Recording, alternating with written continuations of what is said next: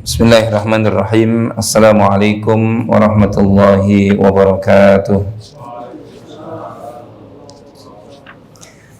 Alhamdulillahi rabbil alamin wal aqibatu lil muttaqin wa la udwana illa 'alal zalimin.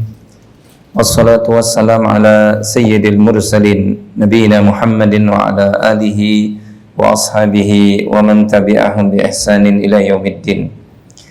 يقول الله تعالى في كتابه الكريم وهو أصدق القائلين يا أيها الذين آمنوا اتقوا الله حق تقاته ولا تموتن إلا وأنتم مسلمون يا أيها الناس اتقوا ربكم الذي خلقكم من نفس واحدة وخلق منها زوجها وبث منهما رجالا كثيرا ونساء واتقوا الله الذي تساءلون به والأرحام إن الله كان عليكم رقيبا يا أيها الذين آمنوا اتقوا الله وقولوا قولا سديدا يصلح لكم أعمالكم ويغفر لكم ذنوبكم ومن يطع الله ورسوله فقد فاز فوزا عظيما أما بعد فإن أصدق الحديث كتاب الله وخير الهدى هدى محمد صلى الله عليه وعلى آله وسلم وشر الأمور محدثاتها فإن كل محدثة بدعة وكل بدعة ضلالة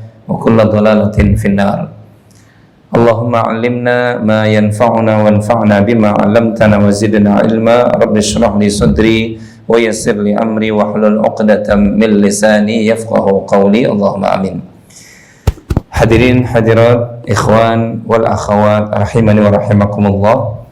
Alhamdulillah, mari senantiasa kita memuji Allah dan bersyukur atas nikmat-nikmat yang Allah Subhanahu wa taala berikan kepada kita, dari nikmat kehidupan kita, nikmat sehat kita, nikmat kita dijaga oleh Allah dari segala mara bahaya, nikmat kita masih dimudahkan menghidupkan sunnah Nabi SAW, duduk di majelis ilmu, termasuk juga yang tidak kalah pentingnya kita bersyukur atas nikmat iman dan juga nikmat keislaman kita.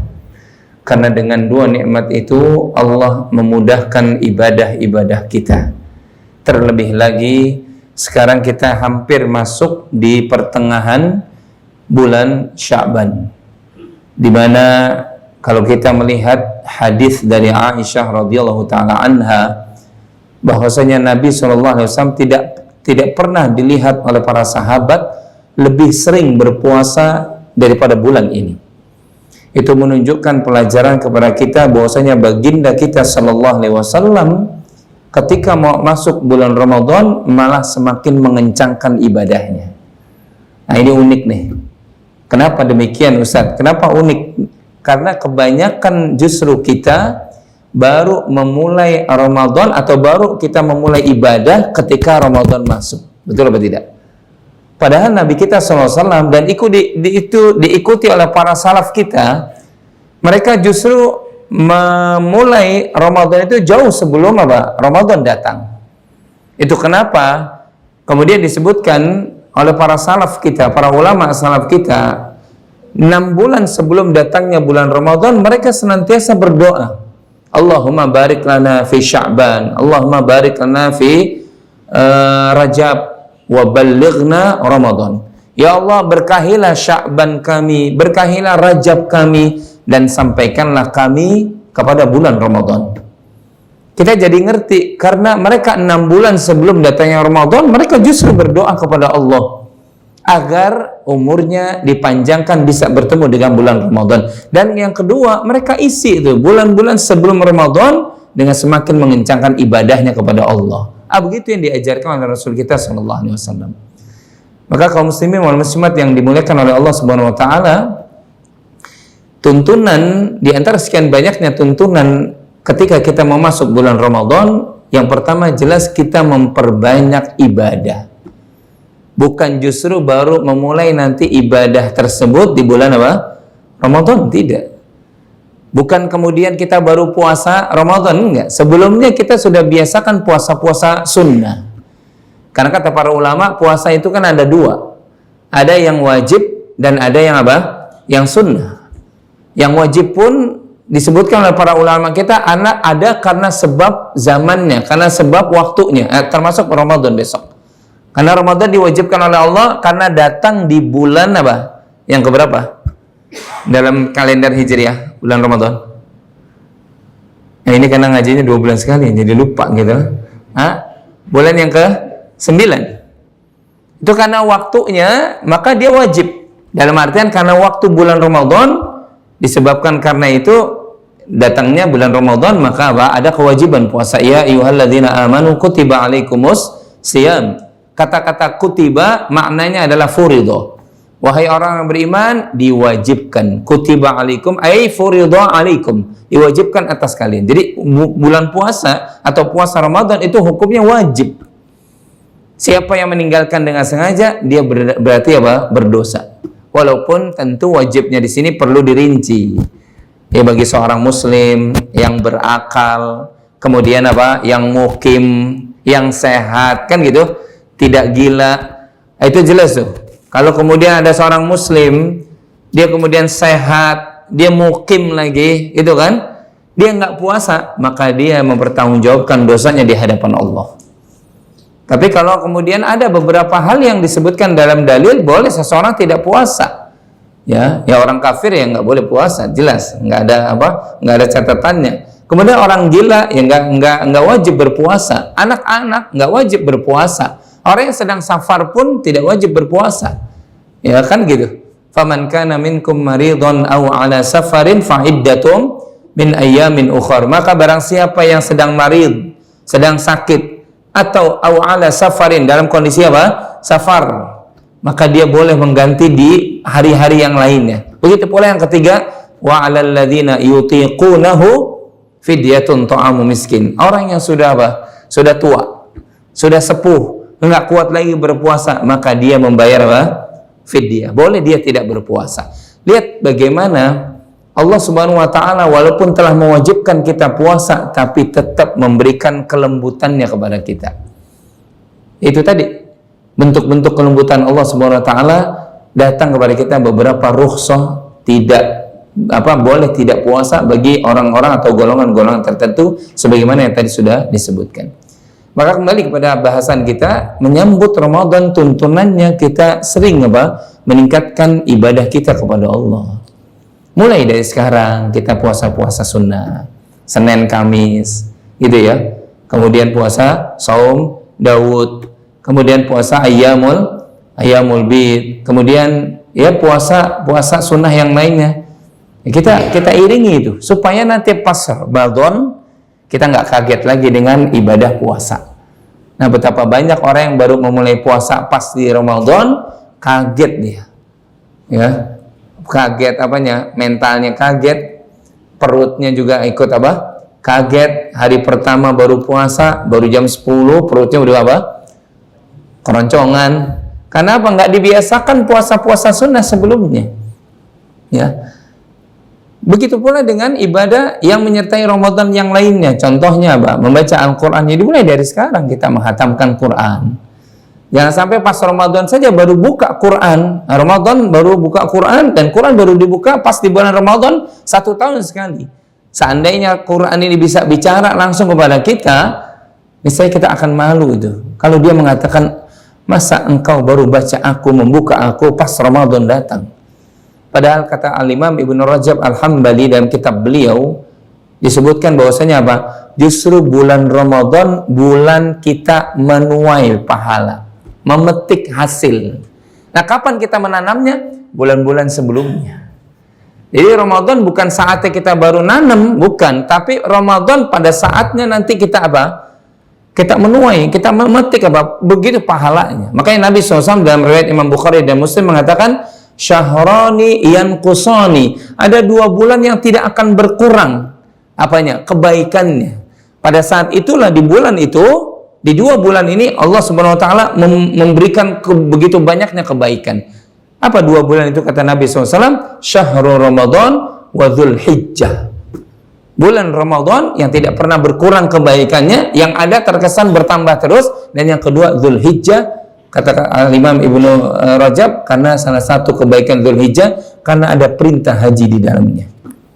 Nah, salah satunya bulan Ramadan yang tidak pernah berkurang. Maka saatnya nanti kita memetik di bulan Ramadan. Kapan kita menanam? Ya di sekarang ini. Masih ada kesempatan nih. Mungkin tadi disebutkan berapa? 2 pekan lagi ya. Ya sekitar 2 pekan lagi kita isi dengan apa? Dengan banyak ibadah. Ya, kita ikhlaskan karena Allah Subhanahu wa taala. Karena begitulah yang dituntunkan oleh junjungan kita sallallahu alaihi wasallam. Kata Aisyah, "Lam ara yasumu sauman qat." Aku tidak pernah melihat Nabi sallallahu alaihi wasallam aksar lebih banyak berpuasa melebihi daripada apa? Sya'ban.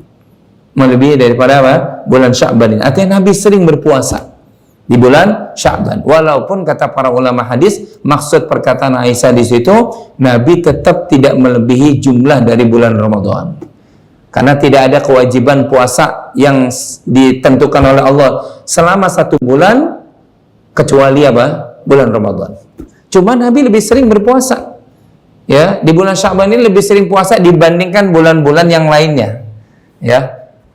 Itu menunjukkan kepada kita sekali lagi amal ibadah kita mulai sebelum datangnya bulan apa? Bulan Ramadan. Ini tuntunan yang pertama, jemaah. Kemudian tuntunan yang kedua, ya, ketika kita akan Allah berikan karunia datangnya bulan Ramadan, maka kita dahulukan Ramadan itu dengan apa? Dengan ilmu. Nah, ini penting nih, selalu kita nasihatkan buat diri saya juga dan buat antum semuanya. Bahwasanya penting bagi kita menyambut Ramadan itu dengan apa? Ibadah, dan kemudian ibadah itu ditegakkan dengan ilmu. Maksudnya ilmu yang dimaksud di sini apa yang Allah Subhanahu wa taala ajarkan dan apa yang dicontohkan oleh baginda Rasulullah sallallahu alaihi wasallam. Karena nanti banyak tuh kita dapati ikhwan dan akhwat yang dimuliakan oleh Allah, banyak orang yang apa? Mau memasuki Ramadan tapi tanpa ilmu, atau bahkan berpuasa Ramadan tanpa ilmu, tanpa tuntunan. Sedangkan ilmu ini dalam din kita, dalam agama kita, itu muhim, urgen, penting banget. Agama ini tegak dengan ilmu. Kata Allah Subhanahu wa taala dalam surat Yusuf ayat yang ke-108, "Qul hadhihi sabili ad'u ila Allahi ala basiratin." Jelaskanlah ya Muhammad, terangkanlah ya Muhammad kepada manusia, inilah jalanku, maksudnya jalan Islam. Ad'u ilallah, aku menyuruh manusia ke jalan Allah. Di atas apa? Ala basiratin, kata para ulama tafsir, di atas ilmu. Di agama ini tegak dengan ilmu, bukan karena ikut-ikutan, bukan karena tradisi nenek moyangan. Nah, Ramadan termasuk nanti banyak orang yang apa? Menyambutnya maupun melakukan apa? Ibadah di dalamnya tanpa ilmu. Na'udzubillah, kita berlindung kepada Allah. Jangan sampai kita seperti itu. Karena sekali lagi, ilmu ini sesuatu yang membuat amal ibadah kita jadi diterima. Bukankah Nabi SAW setiap pagi mengajarkan doa nih yang selalu kita baca, betul ya? Menjadi zikir pagi kita juga. Allahumma inni as'aluka ilman nafi'a wa rizqan thayyiba wa amalan mutaqabbalah. Ya Allah, aku mohon kepadamu ilmu dulu sebelum yang lain. Karena kata para ulama hadis, doa Nabi ini tartib, nggak boleh ditukar. Yang kita minta pertama kali sebelum kita beraktivitas itu ilmu dulu, sebelum amalan, bahkan sebelum rizki. Kenapa demikian? Karena dijelaskan oleh para ulama hadis. Karena banyak orang yang kadang apa? Nggak memperhatikan rizkinya karena dia minim ilmu agamanya. Atau banyak orang yang amalannya berasa apa? Banyak, tapi ternyata tertolak gara-gara apa? Tidak dilakukan di atas ilmu yang benar. Makanya Nabi mengajarkan, Allahumma inni as'aluka ilman nafi'ah. Ya Allah, aku mohon kepadamu ilmu yang bermanfaat. Karena sekali lagi apa? Rizki yang berkah didapat dengan ilmu. Ilmu yang menopang dirinya, dia pasti akan apa? Cari cuma rizki yang halal saja. Rizki yang berkah. Ya, karena ilmu agamanya menuntunnya. Oh, ini halal, ambil. Oh, ini haram, maaf. Oh, ini boleh nih cara seperti ini, ambil, laksanakan. Oh, ini nggak boleh nih, atau minimal ragu-ragu, lebih baik dijauhi. Itu ilmu yang menuntunnya nih. Begitu pula dengan amalan. Kata Nabi SAW dalam hadis yang lainnya yang sering kita dengar, man amila amalan laisa alaihi amruna fahuwa raddun. Barang siapa yang melakukan satu amalan di dalam agama ini yang dia tidak ada tuntunannya dari perintah kami, maka dia menjadi amalan yang mardud, amalan yang apa? Tertolak. Ya, kita lihat coba, ya, bahkan sampai hari ini pun banyak orang-orang yang kemudian apa masuk Ramadan biduni ilmu, tanpa ilmu. Ya, ada kadang orang mau Ramadanan gitu ya, kalau di beberapa kampung ya dia melakukan apa pawai keliling misalkan, walaupun itu sifatnya ya apa namanya mubah saja, ya pakai obor, masih ada nggak? Masih kan? Menyambut Ramadan keliling dulu. Yang salah kalau kemudian bawa obornya di malam hari, gitu ya. Kemudian meyakini kalau nggak begini besok Ramadan kita kurang afdal. Nah itu yang salah tuh. Tapi kalau cuma sekedar bawa obor doang ya mubah aja sifatnya. Mubah. Tapi kalau meyakini bahwasanya apa? Kalau nggak kita keliling, Ramadan kita nggak apa? Nggak afdol, ini yang keliru. Berarti dia melaksanakan Ramadan tanpa ilmu. Ada juga contoh yang kedua misalkan, ada orang yang mau masuk Ramadan minta-minta maaf dulu. Masih ada nggak terjadi? Ya, mudah-mudahan nanti habis kajian nggak langsung minta maaf semua. ya. Ya, ini kan alumni tahun berapa ini? 93 ya? 93? Oh, Masya Allah. Alhamdulillahnya masih tua anak-anak ya kan. Ada 90 dari SMA 31. Ya, selisting sama Fadlizon. Satu angkatan sama Fadlizon. Jadi umurnya mungkin sama kali. Ya, alhamdulillah maksudnya Anda di depan ya paling tua lah gitu. Atau jangan ada yang lebih tua dari Anda kan gitu. Makanya Anda kemarin pernah nanya sama Pak Ferry ini, kenal adik kelas Ana itu.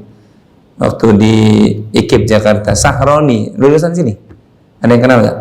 Dia kalau nggak salah 93 itu. Nggak kenal? Nggak kenal ya? Itu adik kelas. Ya, adik kelas di IKIP. Dia ngambil FIP, Fakultas Ilmu Pendidikan. Ya, apa namanya? Dia lulusan 68. Antum nggak kenal ya? Oh, kenalnya cuma yang ini aja. Ya, namanya Syahroni, ya. Tapi yang nggak apa-apa itulah, ya. Tadi kita sampai mana lupa nih? Hah? Ada kadang orang mau masuki Ramadan. Ini kejadian, maaf, di kampung anak sendiri ya, anak Betawi. Itu ada sampai sekarang itu masih ada. Harus bakar merang dulu. Ya, kemudian merangnya itu abunya yang hitam disiram apa? Air, kemudian diperes, kemudian dimasuki sampoin ke mana? Ke kepala kita. Dan sekarang masih ada. Kalau besok mau Ramadan enggak keramasan dulu pakai merang, tahu merang enggak tahu? Tahu ya? Kurang afdol. Ini yang keliru. Ya, kalau di Betawi masih ada sekarang. Ya. Ya. Kemudian ada contoh yang ketiga, tanpa ilmu juga.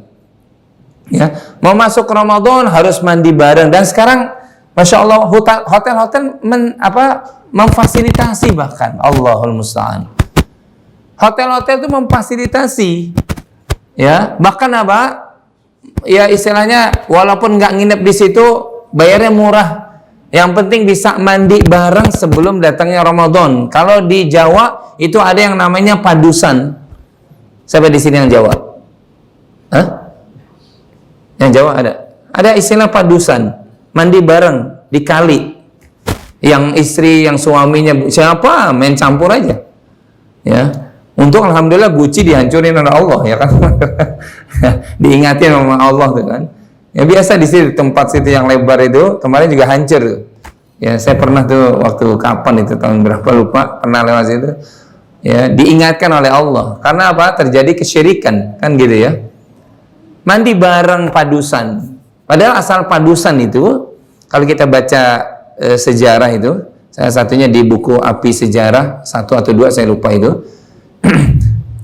Itu padusan itu asalnya itu kan yang dipakai oleh jenderal besar kita. Semoga Allah SWT merahmati beliau, Jenderal Sudirman. Itu mukmin itu. Dan teguh itu, bagus beliau. Satu-satunya jenderal yang bagus. Yang lain yang nggak tahu lah. Ya, makanya layak dapat bintang berapa? Bintang 5 kan? Dari Presiden Soeharto. Betul apa tidak? Antum baca sejarah apa enggak sih? Hidup di mana? Di negara mana ini antum? Hah? Itu asalnya itu di kantong-kantong gerilya beliau itu ditempatkan padasan. Antum tahu padasan nggak? Padasan itu tempat wudhu. Ya, berarti ustadznya ini banget, lama banget hidupnya gitu ya, tua banget. Itu padasan itu tempat wudhu itu. Jenderal Sudirman itu kalau lari dari kejaran Belanda, itu kantong-kantong ininya, kantong-kantong perjuangannya itu pasti ada padusan untuk berwudhu. Makanya beliau masya Allah, rahimahullah taala, ya, jenderal besar Sudirman, walaupun tinggal satu itu paru-parunya tinggal satu, tapi semangatnya luar biasa mempertahankan negeri ini, ya. Cuma kemudian jadi padusan itu orang itu tempat ngebericik air, ya. Sebelum Ramadan mandi bareng, yang suami istri, yang bukan suami istri. Ini jelas nggak datang ilmunya kepada kita. Dan ini wajib kita hindari. Atau kalau misalkan di Padang, siapa di sini yang Padang? Jawa tadi ada, Padang nggak? Ada yang namanya Balimau. Sama, mandi bareng juga, gitu ya. Ada tradisi Balimau sebelum datangnya Ramadan. Bahkan sekali lagi tadi saya sebutkan di hotel-hotel disediakan sarana untuk itu. Ini jelas kita katakan bahwasanya enggak, Nabi enggak pernah mengajarkan seperti itu. Masuklah Ramadan dalam kondisi kita di atas ilmu. Maksudnya yang diajarkan oleh Allah, yang dicontohkan oleh Rasulullah SAW. Sebab sayang ikhwan dan akhwat yang dimuliakan oleh Allah, kalau kita beramal dengan tanpa ilmu akan tertolak.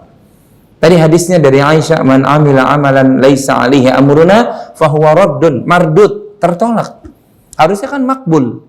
Tapi ini ada amalan-amalan yang mardud, tertolak gara-gara bidunil ilm, ditegakkan tanpa tanpa ilmu.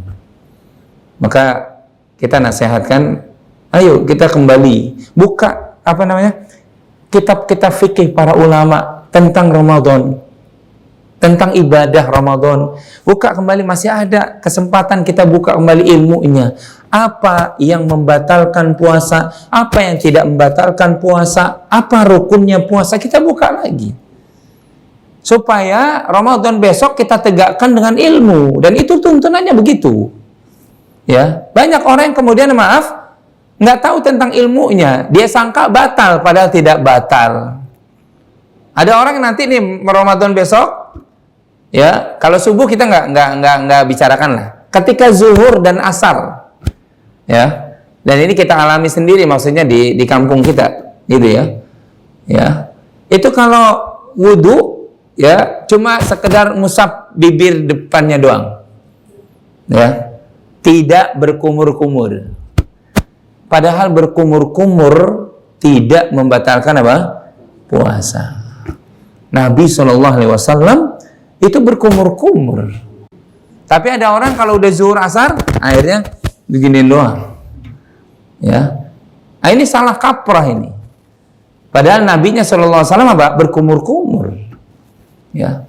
Nabi juga, karena yang namanya Ramadan itu, Ramad itu kata dalam bahasa Arab itu arti Ramad kan terik. Memang biasanya Ramadan datang di waktu musim panas. Nah, cuma sekarang bumi udah berubah, ya kan. Kita nggak tahu nih. Besok Ramadan di sekarang maksudnya Februari besok kan masih dingin apa panas, kita nggak tahu. Asalnya itu Ramadan itu Ramad tuh artinya terik, panas. Nabi itu sering, ya, di bulan Ramadan di siang hari basahin sesuatu, bahkan mengguyur kepalanya itu dengan dengan air. Boleh tidak? Boleh. Tapi ada orang yang kadang berlebih-lebihan gitu loh, ya. Ya. Kalau siang hari sampai sore nggak mandi dulu, nanti aja mandinya. Padahal mandi boleh. Yang batal adalah kalau kemudian kita berkumur-kumur mau sholat, kemudian temannya ngeliat, lah kok airnya kemana? Ketelan ke sini. Nah, itu baru batal. Itu baru batal, betul.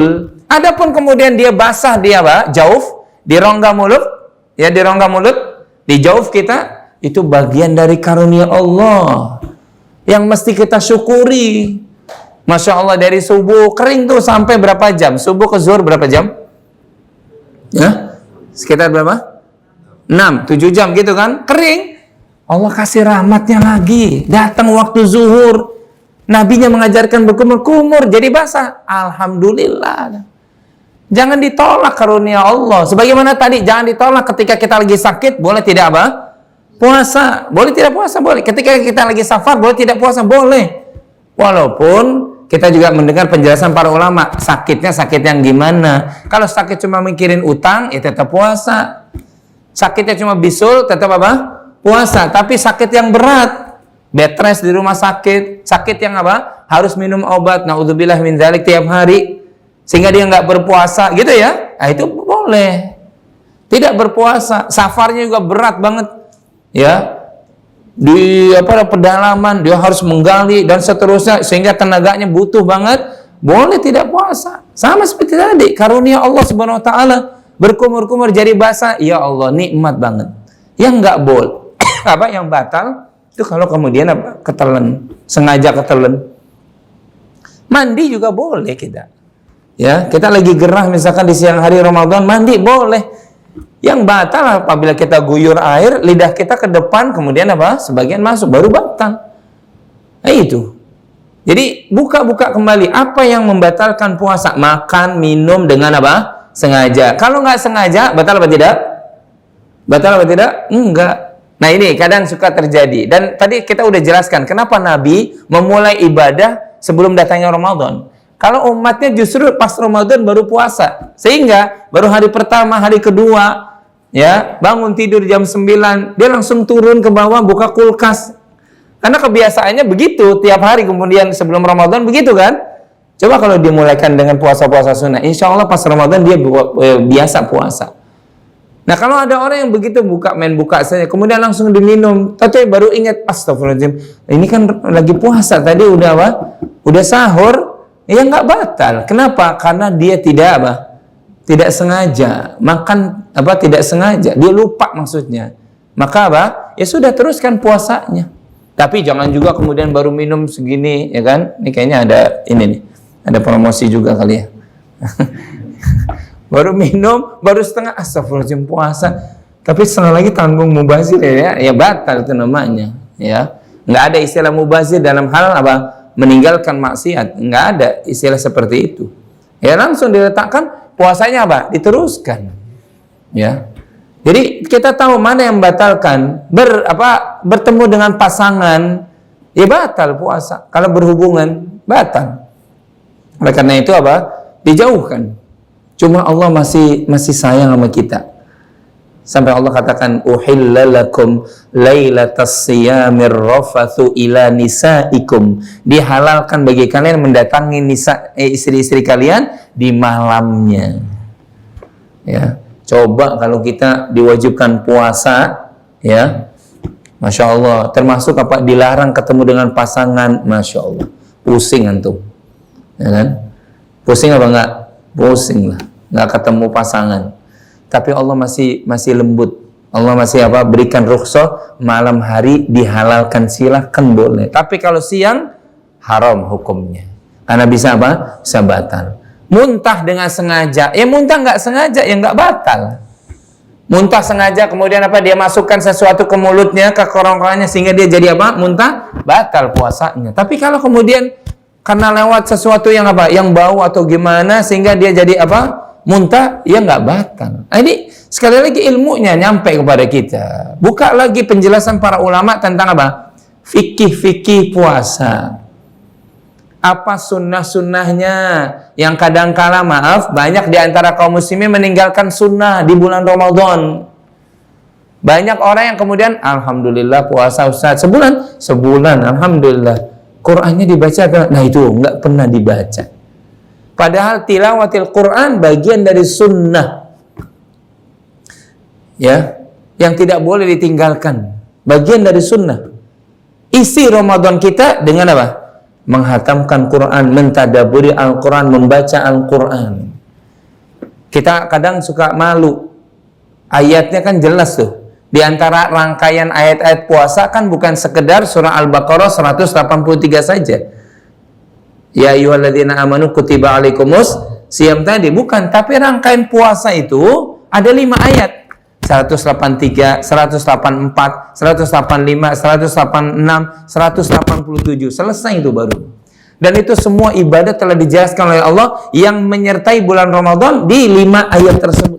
Salah satunya apa? Kata Allah di 185, Syahrul Ramadan alladzi unzila fihil Quran hudan linnas wa bayyinatin minal huda wal furqan. Bulan Ramadan, bulan diturunkannya Quran.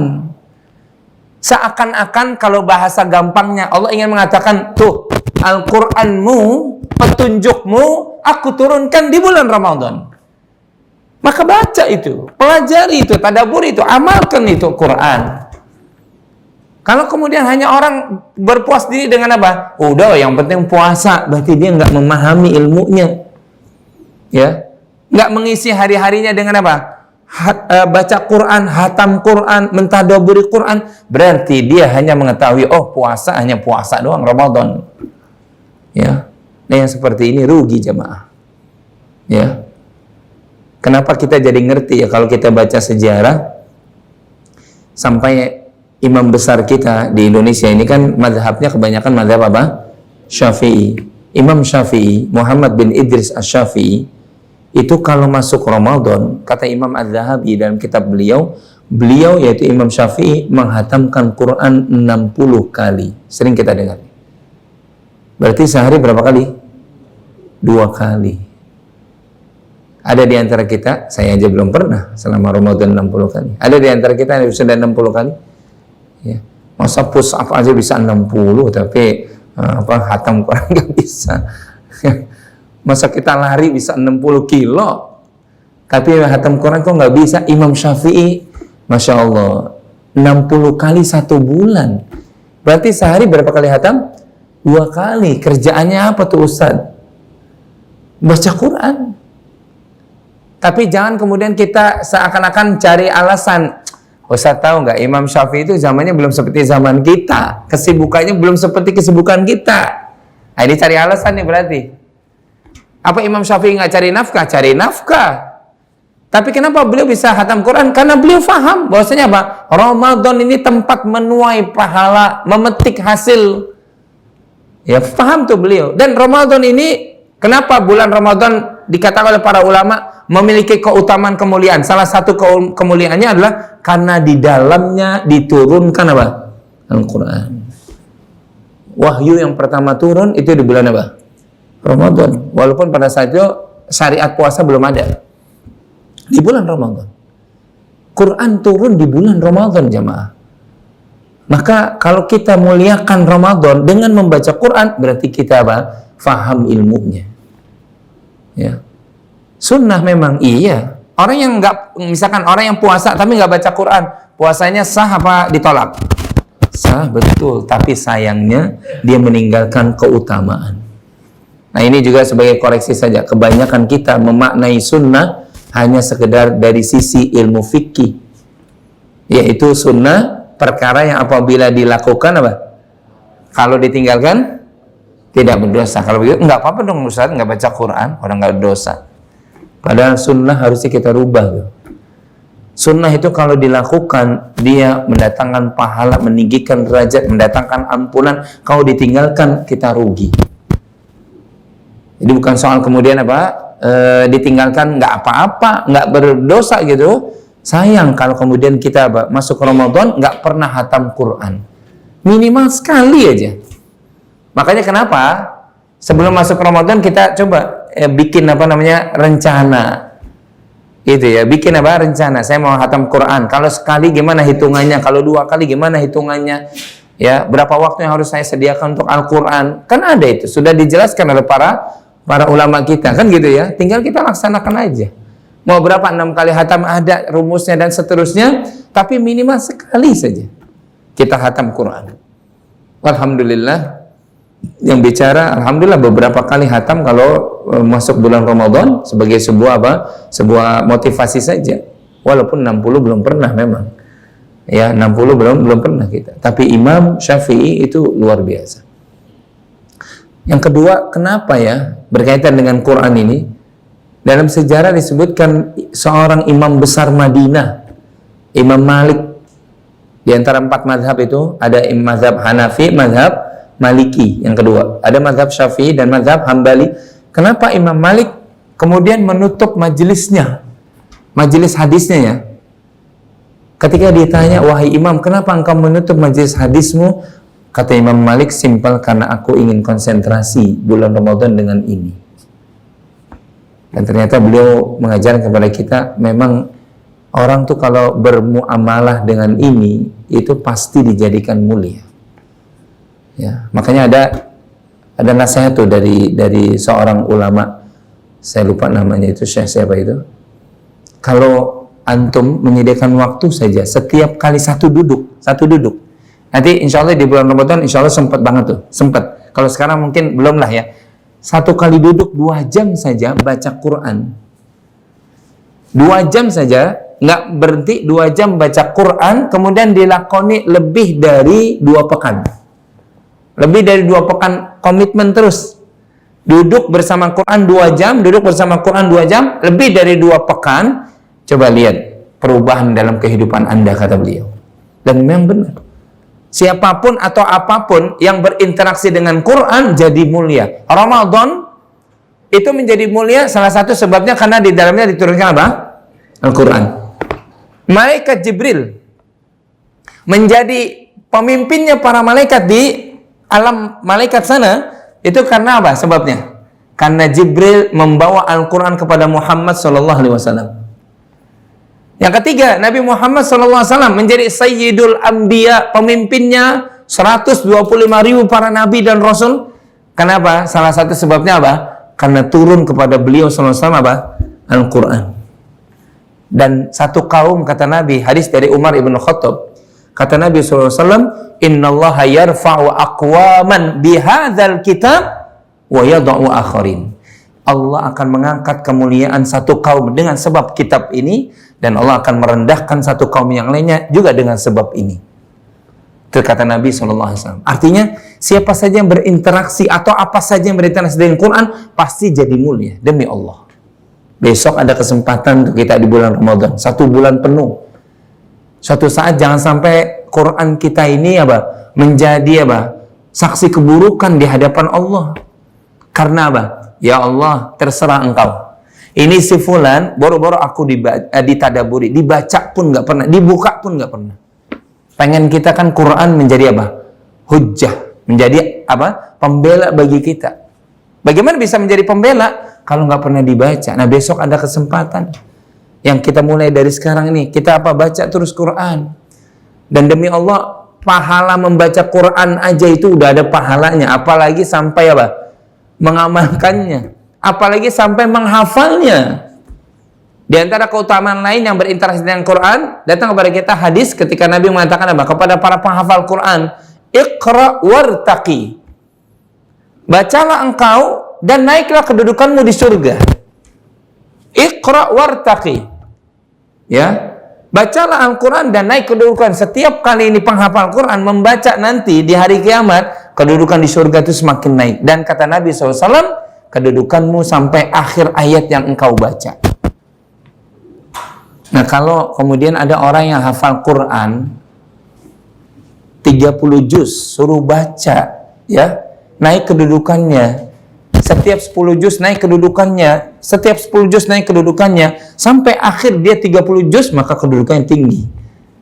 Dibandingkan dengan yang 20 juz. Sampai apa? 20 juz saja. Dibandingkan dengan 10 juz. Dibandingkan dengan yang hafal 5 juz.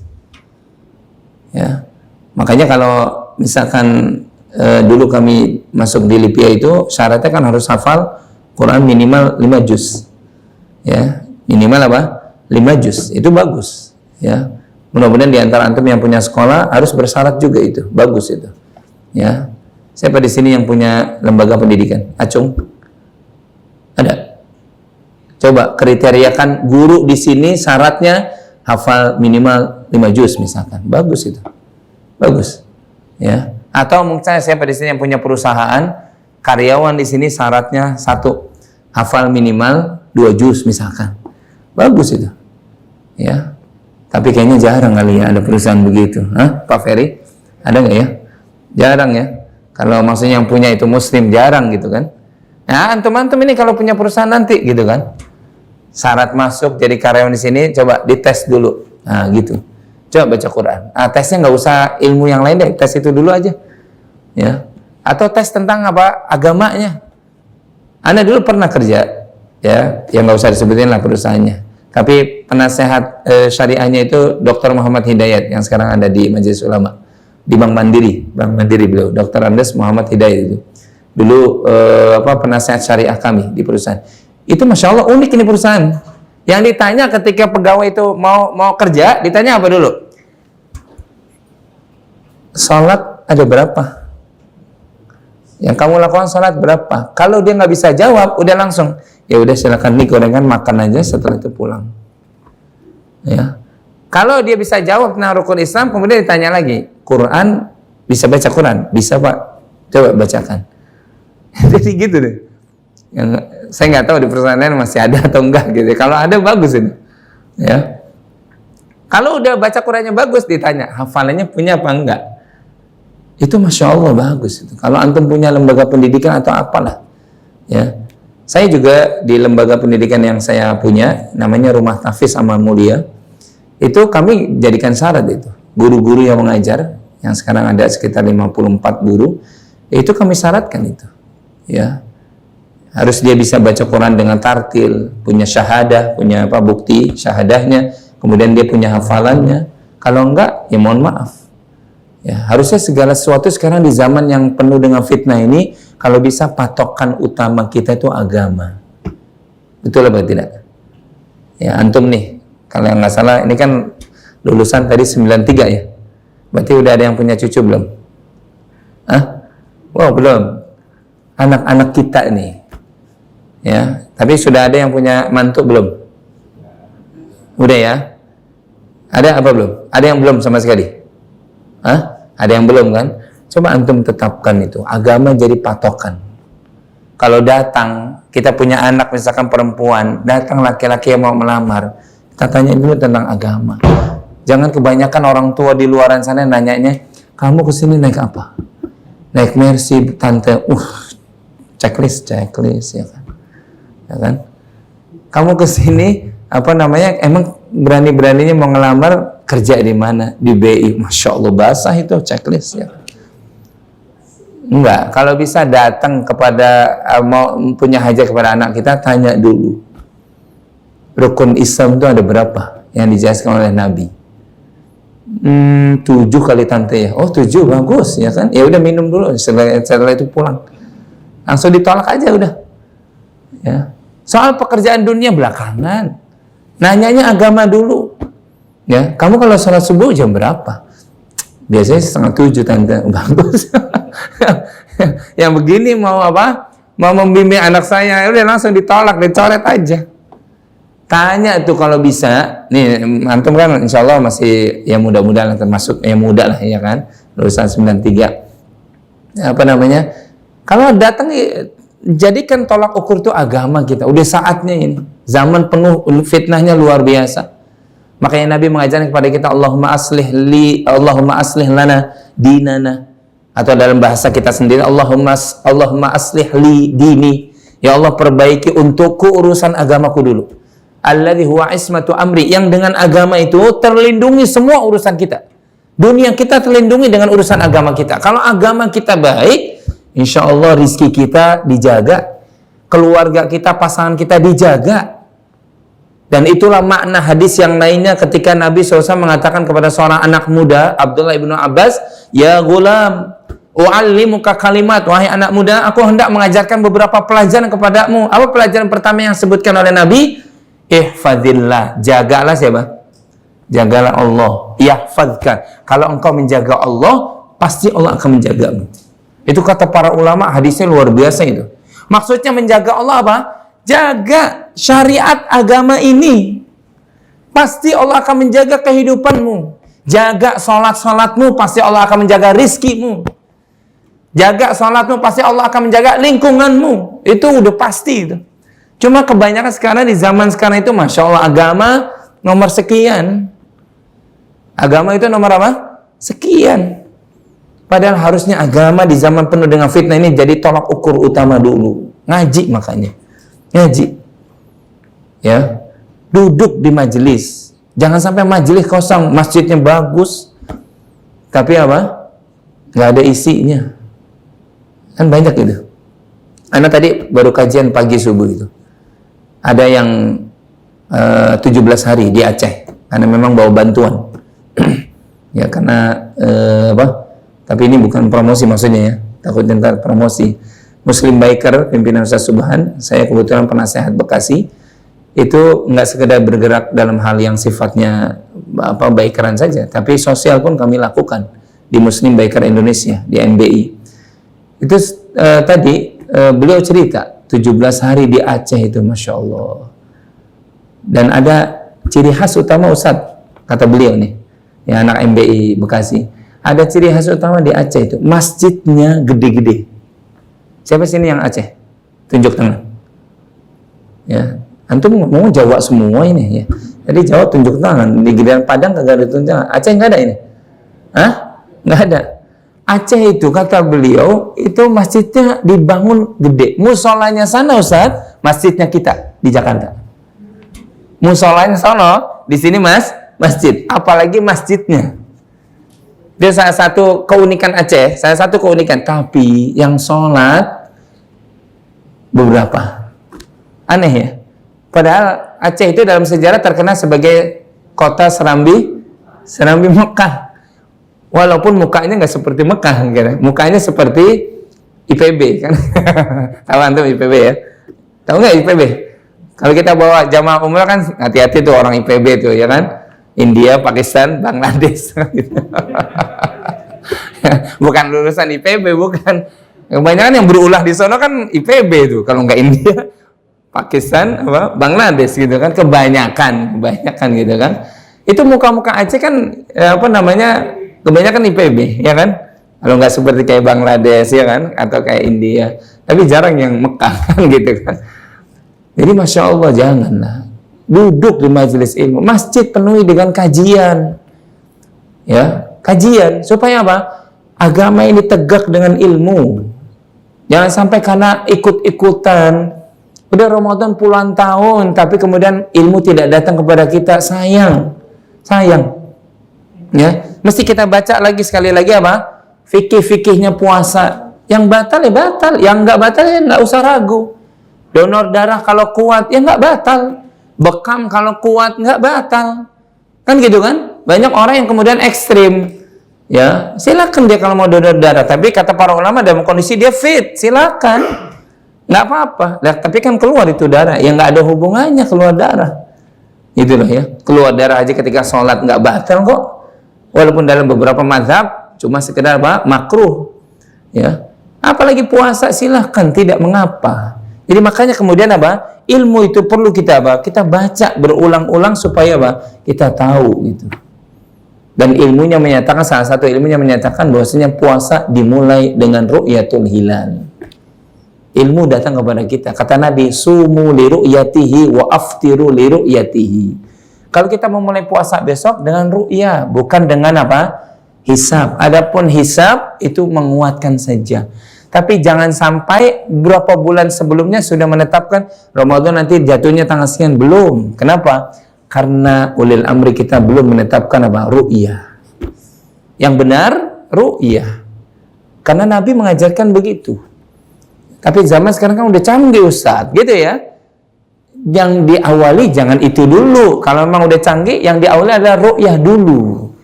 Karena sekarang pertanyaannya, apa Nabi SAW diutus hanya untuk 14 abad yang lalu? Jawab. Iya atau tidak? Kan tidak. Apa risalah yang dibawa oleh Rasul SAW hanya sampai 10-100 tahun? Jawabannya apa? Sampai hari kiamat. Berarti ketika Nabi mengatakan sumu, berpuasalah kalian liru'yati, karena melihat hilal, wa aftiru, dan berbukalah nanti di Idul Fitri karena melihat hilal. Berarti Nabi pasti benar. Karena risalah ini sampai hari kiamat. Adapun hisab itu hanya menguatkan saja. Tak dulu. Ya ternyata oh pas dengan hisab. Alhamdulillah. Oh enggak pas dengan hisab. Yang diikuti ru'yah. Dan walhamdulillah di negara kita, Masya Allah, pemerintah kita masih peduli tentang Ramadan. Nanti disebar tuh di beberapa, mungkin maaf, puluhan atau ratusan titik kan gitu kan. Oh, udah pengumuman, kelihatan hilalnya. Ya, sekian derajat. Sudah diumumkan oleh pemerintah, maka kita wajib mengikuti pemerintah.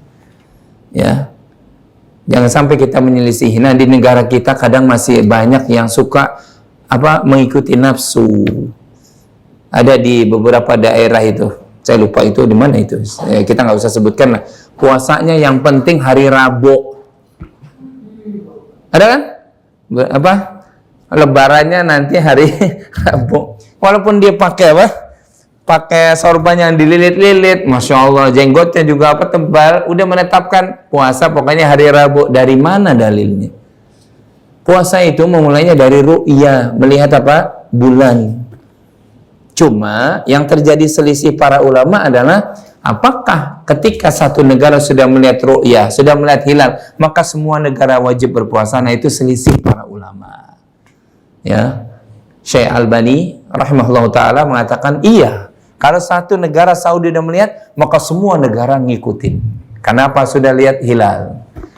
Tapi beberapa ulama lain seperti Syekh bin Baz, Syekh Ibnu Utsaimin mengatakan enggak, masing-masing negara punya matlak, tempat terbitnya hilal. Ya, tempat terbitnya hilal. Maka Ikuti di negara masing-masing ketika engkau mukim di situ, ikuti. Ya. Seperti kita beberapa kali beberapa tahun kan pernah selisih dengan Saudi, betul apa tidak? Saudi udah udah puasa kan, kita belum kan? Nggak usah repot, kita nggak usah pusing. Kita ngikutin mana? Ngikutin pemerintah tentang ru'yah, udah selesai. Karena Allah menyuruh kita dalam surah An-Nisa ayat 59, ya ayyuhalladzina amanu atiullaha wa atiur rasul wa ulil amri minkum. Taatilah Allah, taatilah Rasulnya, dan taatilah ulil amri di antara kalian. Kalau sudah menetapkan kapan tanggal 1 Ramadan, ikuti, jangan menyelisihi. Nah, itulah lihat bagaimana persatuan dijaga tuh. Ya, jangan main seenak dewe saja, sesuai nafsunya. Terjadi di kita itu puasanya macam-macam. Ada yang udah puasa 2 hari yang lalu, ada yang belum puasa bahkan. Nanti nunggu ilham dari Pak Kiai. Masya Allah, macam-macam. Nah, ini ilmunya datang kepada kita tentang masalah ru'yah. Oleh karena itu intinya tuntunannya tegakkan Ramadan dengan ilmu. Ya, tegakkan Ramadan dengan ilmu. Termasuk sunnah yang kadang suka dilalaikan nih. Ada sunnah dari Nabi yang juga nggak ditinggalkan. Dan sayang kalau ditinggalkan. Isi Ramadan kita dengan ibadah yang namanya sholat malam. Ya, dengan ibadah yang terkenal di dalam Ramadan sebagai sholat sunnah tarawih. Isi tuh Ramadan dengan tarawih. Walaupun tarawih memang sunnah, betul. Ya, saya kerja Ustadz, gimana mau tarawih? Orang pulangnya juga jam 9. Ya tarawih di rumah. Ya tegakkan tuh sholat malam tarawih di rumah. Syukur-syukur bisa berjamaah dengan keluarga, alhamdulillah. Tapi kalaupun tidak, jangan ditinggalkan. Kalau nggak berjamaah gitu, jangan ditinggalkan. Tapi itu kan sunnah. Iya memang betul sunnah. Tapi ingat bahwasanya Nabi SAW menghidupkan malam-malam Ramadannya dengan ibadah sholat. Bahkan sholatnya Nabi di bulan Ramadan, jangan tanya. Betul terjadi perselisihan. Ustadz, tarawih itu yang benar yang mana ya? Yang 11 apa yang 23 rakaat gitu ya? Sekarang kalau nggak salah berapa hari yang lalu telah ditetapkan oleh pemerintah Saudi. Saudi akan berapa? 11 kan? 10 ya? Ya, berapa hari yang lalu itu saya baca beritanya. Ditetapkan, alhamdulillah. Tapi alhamdulillah di sini bukan karena alhamdulillah 10 ya kan? Bukan. Ya. Dan tahukah kita Nabi SAW memang betul kata Aisyah, aku tidak pernah melihat Nabi di bulan Ramadan maupun bulan-bulan selain Ramadan kalau sholat malamnya melebihi daripada 11 rakaat. Betul. Tapi hal seperti itu jangan berhenti di situ. Lihat dulu bagaimana sholat malamnya Nabi. Bagaimana sholat malam? Contohnya beberapa hadisnya. Semuanya Bukhari Muslim. Ibnu Abbas pernah nginep di rumah bibinya, Maimunah. Maimunah ini salah satu istri Nabi. Kemudian ketika Nabi bangun di malam hari, ini Ibnu Abbas kecil ikut sholat. Tadinya sebelah kiri, kemudian Nabi tarik. Makanya kalau sholat berdua, makmumnya di sebelah mana? Kanan. Kemudian kata Ibnu Abbas, setelah membaca surat Al-Fatihah, Nabi aku dengar membaca surat Al-Baqarah. Ya, tapi Al-Baqarahnya bukan seperti yang kita. Alif lam mim dzalikal kitabu la raiba fi hudal lil muttaqin alladzina yu'minuna bil ghaibi wa yuqimuna sholata wa mimma razaqnahum yunfiqun walladzina bima unzila ilaihi sampai kepada wa ulaika humul muflihun. Biasanya kan bacanya cuma 5 ayat kan?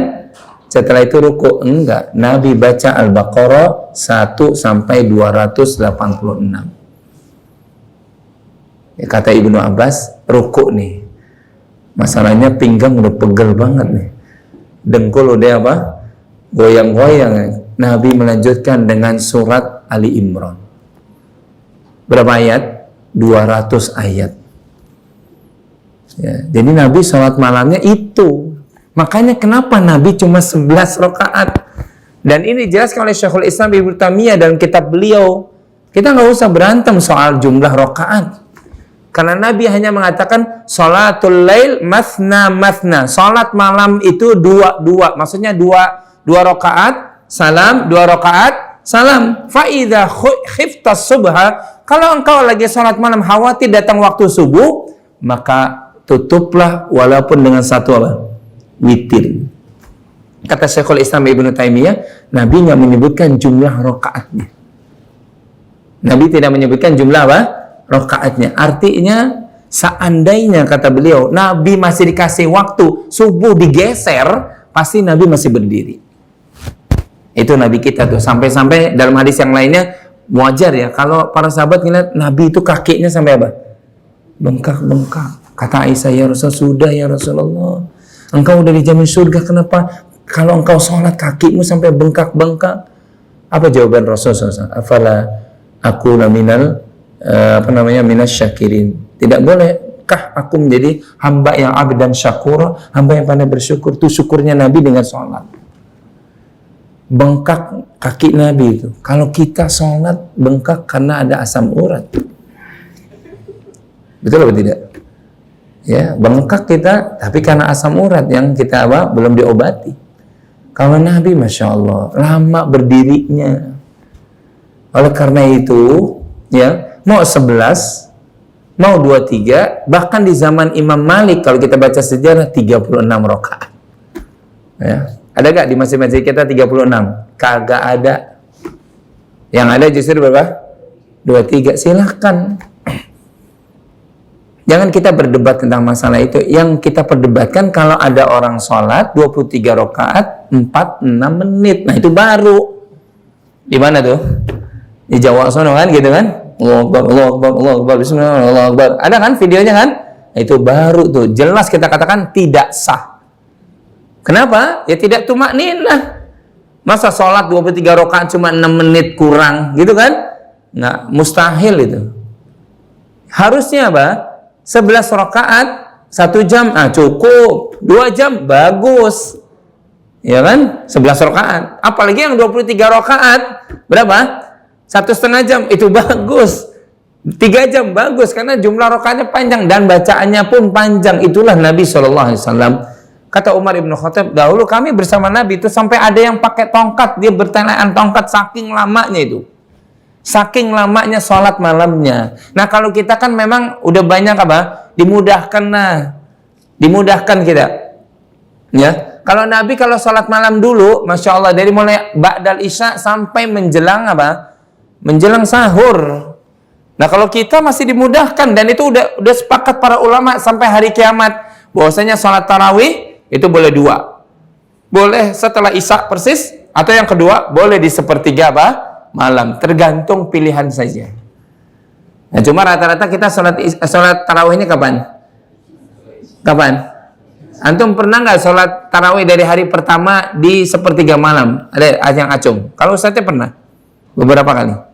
Pernah kan? Anak sholat di Ciketing di Bekasi itu di tahun berapa? Anak lupa itu. Sholatnya nggak habis isya, tapi suruh tidur dulu. Baru nanti jam 1 malam baru bangun. Ya sholat. Enggak di 10 hari terakhir, enggak. Dari mulai malam pertama. Artinya boleh. Lupa Ustaznya. Daerah Ceketing juga? Daerah Ceketing, bukan? Oh, bukannya. Ya. Azannya juga subuh 2 kali. Ya, jam 3 azan, kemudian pas subuh juga azan lagi. Sama seperti apa? Mekah, Madinah. Ya. Jadi intinya apa? Khusyuknya. Salat sunat tarawih itu intinya apa? Khusyuknya. Dan ada juga sebuah kekeliruan yang perlu dijelaskan di sini. Ada orang yang sholat, kata Syekh Utsaimin, ini banyak pemuda yang nggak ngerti tentang ilmu, kata beliau. Sholat di masjid yang 23 rakaat misalkan, atau 20 rakaat. Tapi di angka 8 rakaat, dia apa? Keluar. Ini sebuah kekeliruan. Ya, dan tidak seharusnya anak-anak muda tuh begitu sholatnya. Kalau soal sah, sah memang.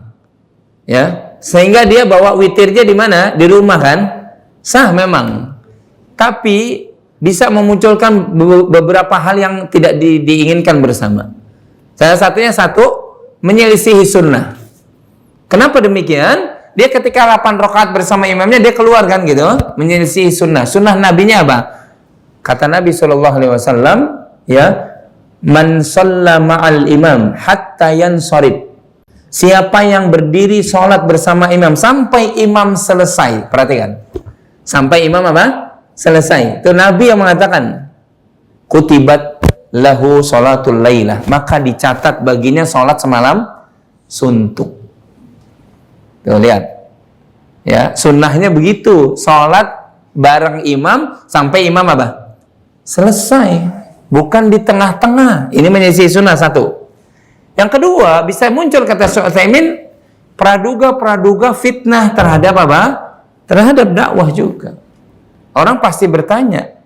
Kan gitu kan? Betul kata beliau, ketika orang keluar, ini kayaknya kita perhatikan setiap malam Ramadan, dia tiap rakaat keluar mulu kan? Ini ngomong-ngomong aliran SMA 68 apa mana nih?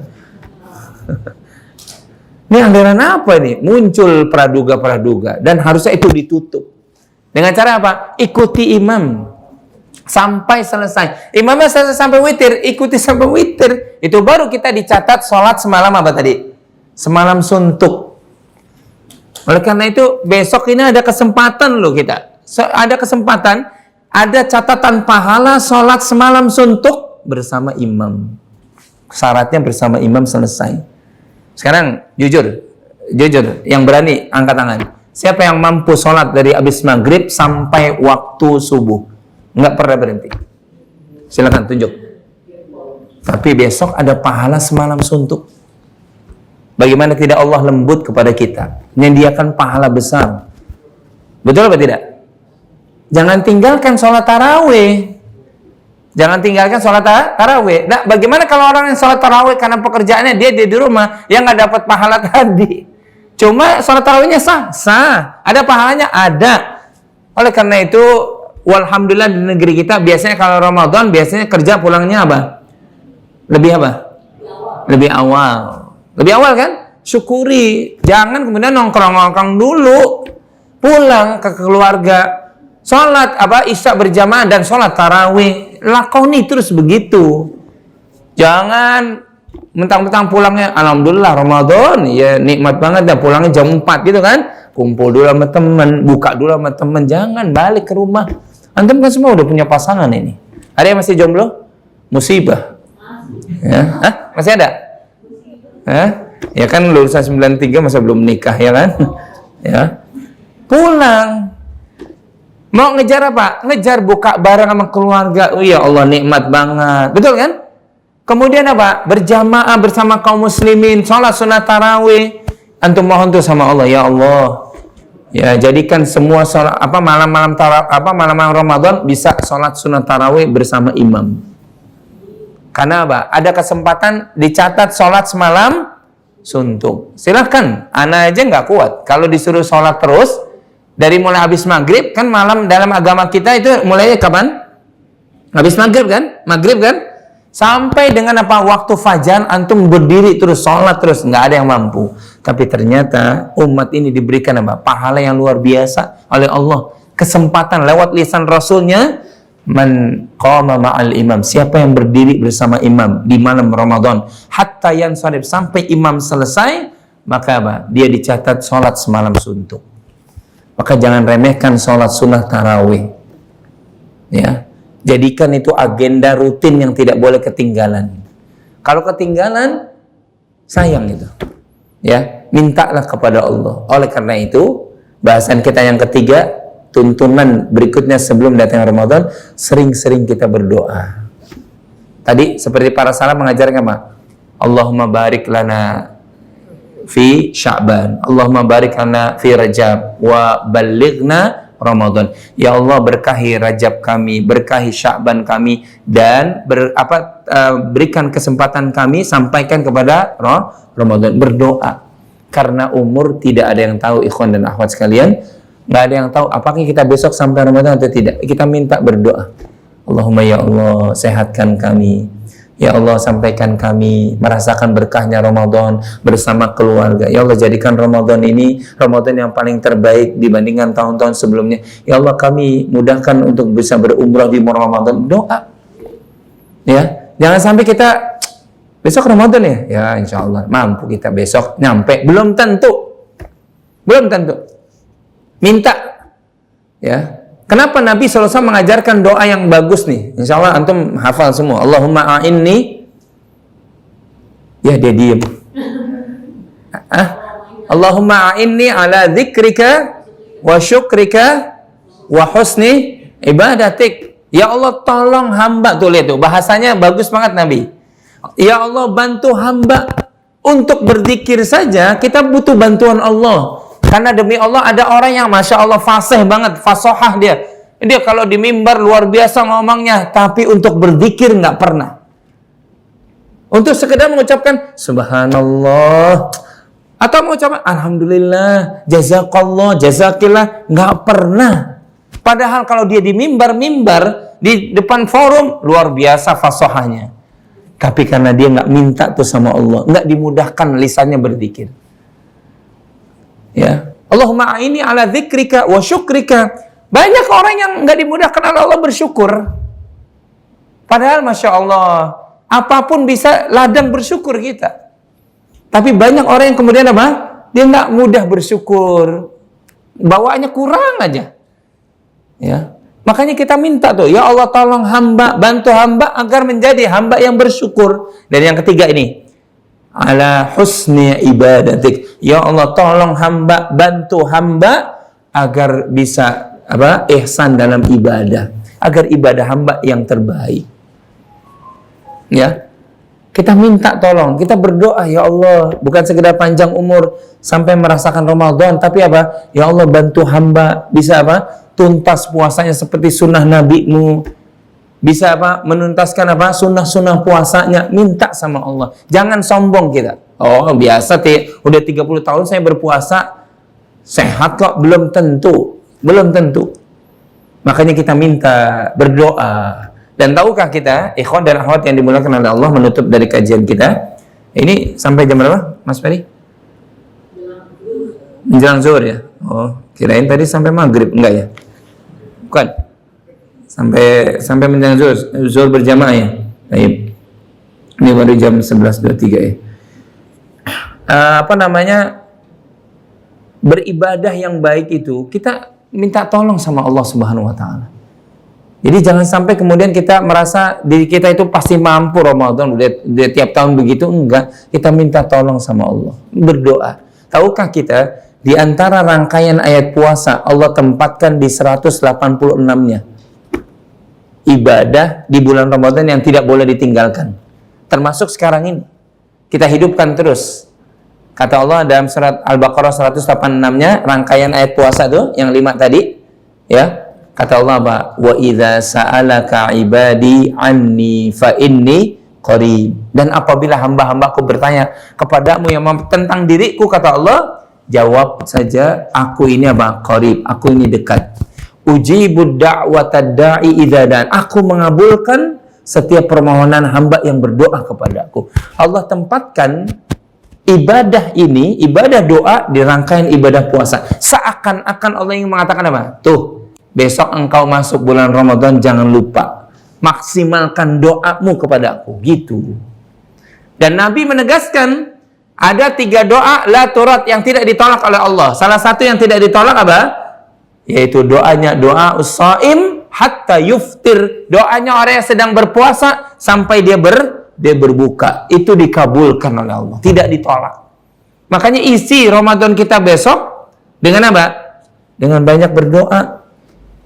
Bukan sekedar maaf pas buka puasa aja berdoa, enggak, isi berdoa. Karena orang yang berpuasa itu doanya makbul, tidak ditolak. Doa. Di siang hari kita berdoa, di sore hari kita berdoa, di pagi hari kita berdoa.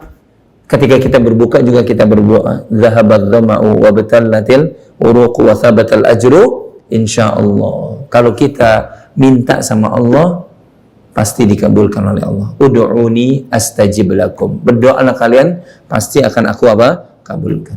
Inilah 3 hal yang perlu diingatkan, tuntunannya ketika kita mau berRamadan.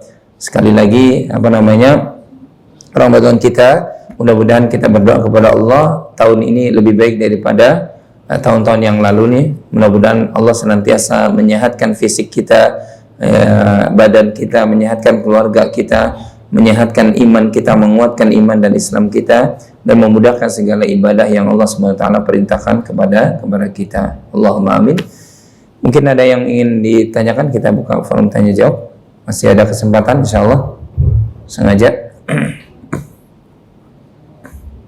Fadhal, ada yang tanyakan? Bapak Ibu?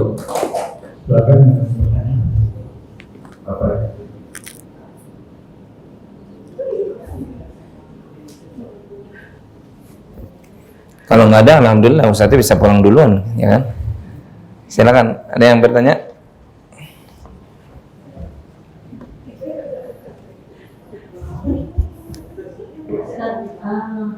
Kalau di Indonesia ini kan rata-rata kalau sekolahnya ada ceramah, Ustaz ya. Nah, terkadang kita kalau pulang kantor itu kan suka capek dengan ceramah karena lama gitu, Ustaz.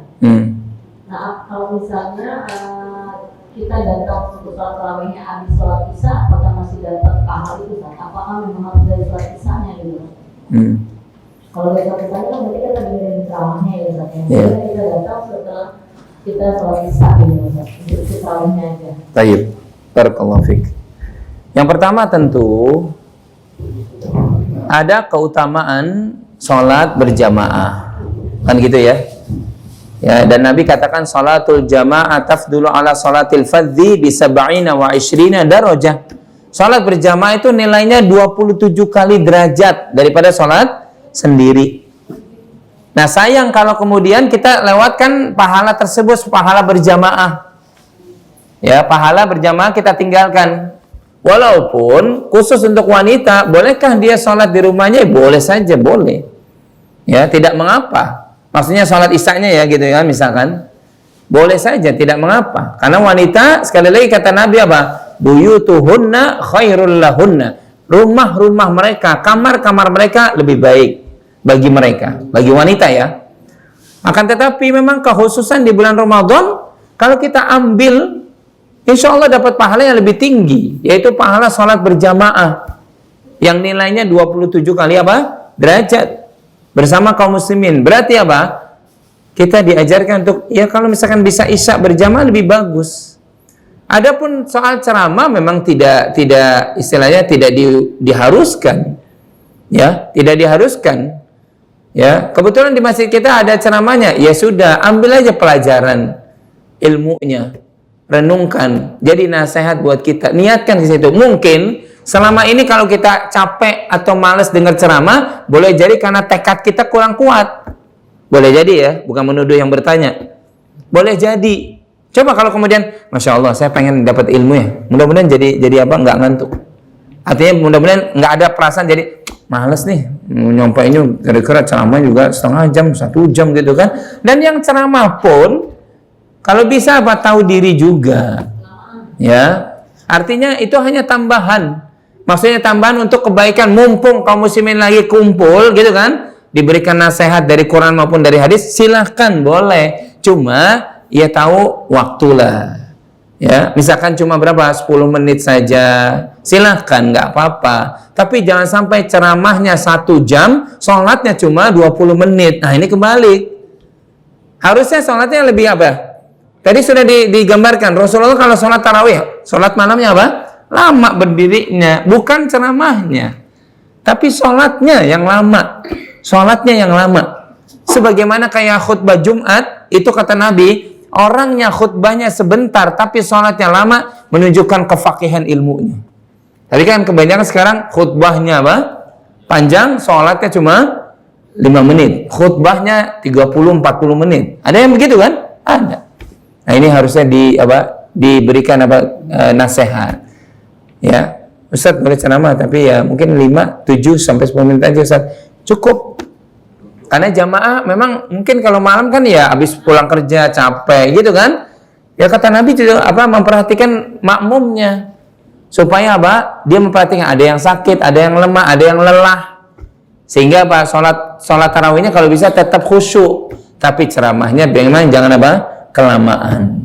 Ya. Tapi kita kalaupun misalkan nggak bisa pindah misalkan ke masjid yang lainnya, ya sudah kita tata hati kita, bismillah saya pengen cari ilmu, saya dengarkan, gitu nggak apa-apa.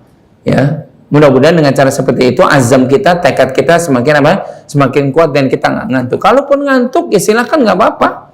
Ya, yang penting jangan pas ngantuk kemudian pada saat sholat tarawih. Nah ini juga repot. Ya, sholat betul-betul khusyuk, yang kita ingat Allah, bukan karena ngantuk, enggak. Tapi kalau ceramah misalnya kelamaan, udahlah saya diam aja gitu, misalkan diam aja sambil menahan rasa kantuk, ya silakan saja. Tapi sholatnya kalau bisa tetap fokus, kita khusyuk menghadap Allah Subhanahu wa taala. Wallahu a'lam bishawab. Yang lain ada yang tanya? Dari ikhwannya?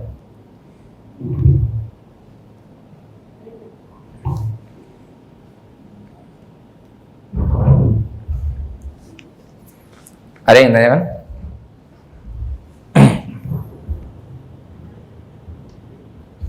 Ya.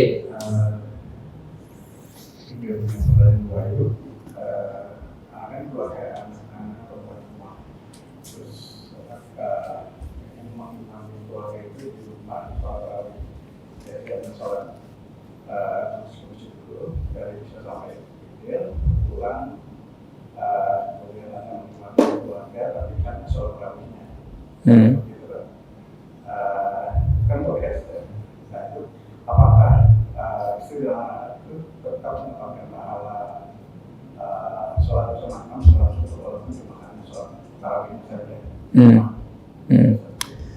Barakallahu fiik. Nah ini terjadi ya. Maksudnya di sebagian rumah tangga kita terjadi. Wallahu alam, saya jawab ya. Kalau misalnya memang ada uzur di mana suami memang karena pekerjaan gitu ya, kemudian dia memang sholat isya bersama kaum muslimin sampai selesai, sholat tarawihnya juga selesai, kemudian dia pulang ke rumah mengimami. Kalau kondisinya seperti itu, wallahu alam, ada kisah kalau tidak salah Mu'adz bin Jabal yang kemudian ini menjadi istimbat hukum al-Imam Asy-Syafi'i. Ya, Mu'adz bin Jabal salat berjamaah bersama Nabi SAW di Masjid Nabawi. Kemudian setelah itu dia pulang ke kampungnya, dia pulang ke kaumnya. Kemudian dia menjadi imam bagi kaumnya. Ya. Artinya ini boleh. Ya, tidak mengapa. Kalau kemudian dia salat bersama imam. Kemudian suaminya pulang lagi, dia salat lagi kan? Menjadi imam bagi keluarganya. Ya kalau suaminya insya Allah tidak capek, kemudian ikhlas menegakkan tarawih, jadi berapa kali? 2 kali. Walaupun terjadi selisih nih, ya terjadi selisih. Kan dia udah sholat bersama imam, gitu ya. Maka dijawab tadi, ya ini terjadi ikhtilaf ya, terjadi ikhtilaf. Antum tinggal ngambil pendapat mana. Kalau saya mengikuti pendapatnya Syekhul Islam, bahwasanya Nabi tadi disebutkan tidak membatasi jumlah. Nabi hanya mengatakan fa idza khiftas subha, kalau engkau khawatir masuk subuh maka tutup sholat malam itu walaupun dengan 1 witir. Ini Nabi kata beliau tidak membatasi jumlah.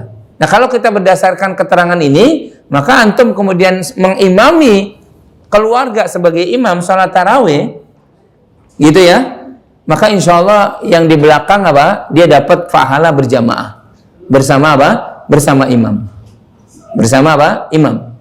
Tapi itu pun mungkin perlu dirinci juga.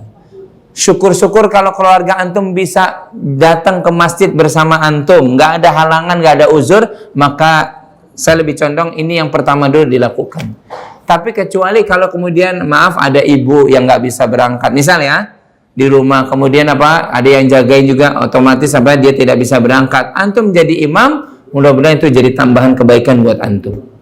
Ya, kalau pertanyaannya apakah makmumnya jadi bersama imam? Iya, karena dia mengikuti imam sampai dengan apa? Selesai.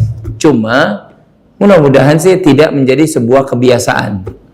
Ya, tiap tahun misalkan. Tidak, tapi apa? Ingat, sepakat para ulama salat sunnah tarawih ini ada dalam kitab Syekh Albani, di dalam kitab salat, sepakat para ulama salat sunnah tarawih ditegakkan berjamaah di masjid. Ya, jadi kalau para ibu-ibu nih, khususnya ibu-ibu ya, yang sering kita lihat bikin sendiri gitu misalkan, ya di rumah misalkan, ya sholatnya sah, tetap sah. Cuma kehilangan keutamaan saja. Kenapa? Karena justru Ramadan salah satu kebaikannya disatukan tuh kaum muslimin. Tadi kita udah bicara ketika pemerintah menyatakan besok satu apa? Satu Ramadan semuanya ikut, lihat bersatu kaum muslimin. Begitu pula dengan apa? Ibadah-ibadah yang lainnya. Kalau bisa kita jangan terpisah, ya. Apalagi sampai kemudian ada di beberapa tahun ini majelis-majelis ibu-ibu bikin sendiri di rumah untuk apa? Ibadah iktikaf. Nah, ini jelas perlu diluruskan. Karena iktikaf jelas ayatnya apa? Di masjid. Wala tubashiruhunna wa antum aakifuna fil masajid. Iktikaf itu di masjid, maka harusnya apa? Silahkan ibu-ibu ke masjid, tapi di tempat khusus, yang tertutup, yang jauh dari fitnah. Tapi jangan bikin sendiri di kumpulan di rumah. Kami udah iktikaf 10 hari, isinya wanita semuanya. Ini perlu diluruskan ilmunya. Ya, adapun sholat tarawih, ya dia masih mending bisa.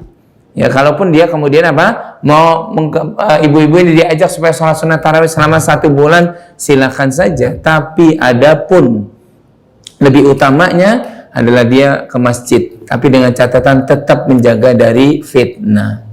Makanya Nabi mengatakan apa kepada para sahabat, jangan kalian apa melarang wanita-wanita kalian datang ke masjid. Nggak boleh dilarang, boleh, tapi terhindar dari apa? Fitnah. Wanita datang bersama pasangannya, bersama anak laki-lakinya. Wanita datang maaf tidak berwangi-wangian. Wanita datang tidak apa gemerlap dari apa bajunya. Datang silakan ke masjid dan dia dapat pahala berjamaah. Pahala apa? Berjamaah. Wallahu a'lam bishawab. Baik. Ada lagi yang lain yang ingin Anda tanyakan? Ada? Silakan. Kalau ada, kalau tidak, nggak apa-apa. Kita bisa beramah tamah. Assalamualaikum warahmatullahi wabarakatuh. Kita kan sedang banyak sekali musibah ya. Salah satunya ya berbagai macam bencana dan musibah di Ustaz. Apakah termasuk mendapat keringanan di Ustaz bagi relawan atau tenaga medis atau tenaga apapun yang sedang bekerja di tempat-tempat musibah, misalkan yang anak-anak besi untuk jembatan segala macam, apakah itu diberikan rukhsah untuk tidak berpuasa? Ya, taib. Afwan. Wallahu alam. Mereka juga termasuk bagian dari orang-orang yang diberikan apa rukhsah kalau memang apa pekerjaannya berat. Tapi dengan catatan mereka tetap diganti nanti di hari-hari yang lainnya. Ya. Kalau memang dalam kondisi sekarang beberapa saudara kita atau beberapa perkumpulan sosial yang mengirimkan para relawan yang membantu saudaranya. Sedangkan ingat, membantu saudara juga bagian dari agama kita. Ya, sesungguhnya Allah mencintai seorang saudara yang apa? Yang menolong saudaranya. Ya, artinya dia datang ke sana membantu, belum pulang misalkan. Di sana dia mendapatkan kesulitan, ya kan?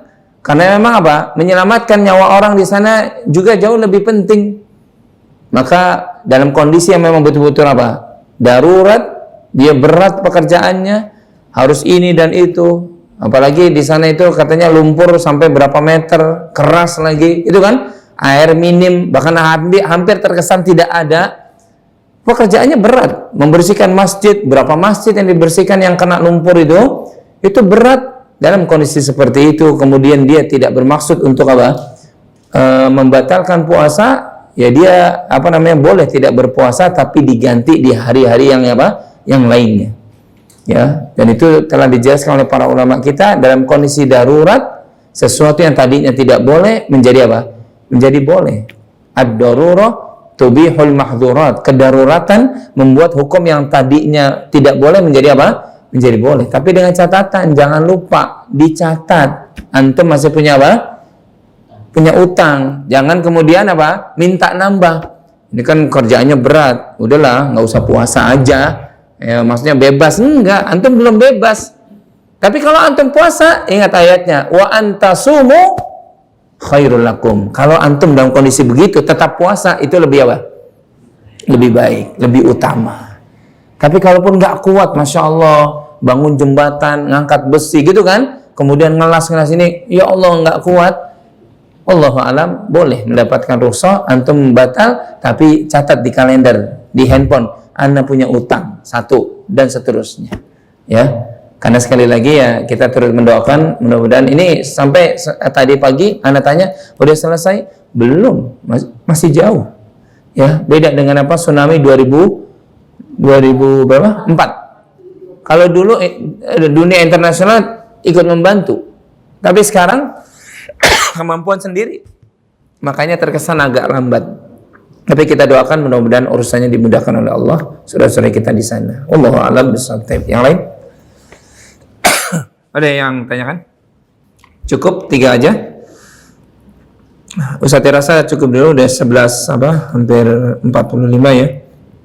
Insyaallah itu yang bisa kita sampaikan pada siang hari ini, dan mudah-mudahan pertemuan antum ini berlanjut terus ya. Siapapun yang mengisi kajian ini, yang jelas yang diajarkan adalah apa yang diajarkan oleh Nabi SAW.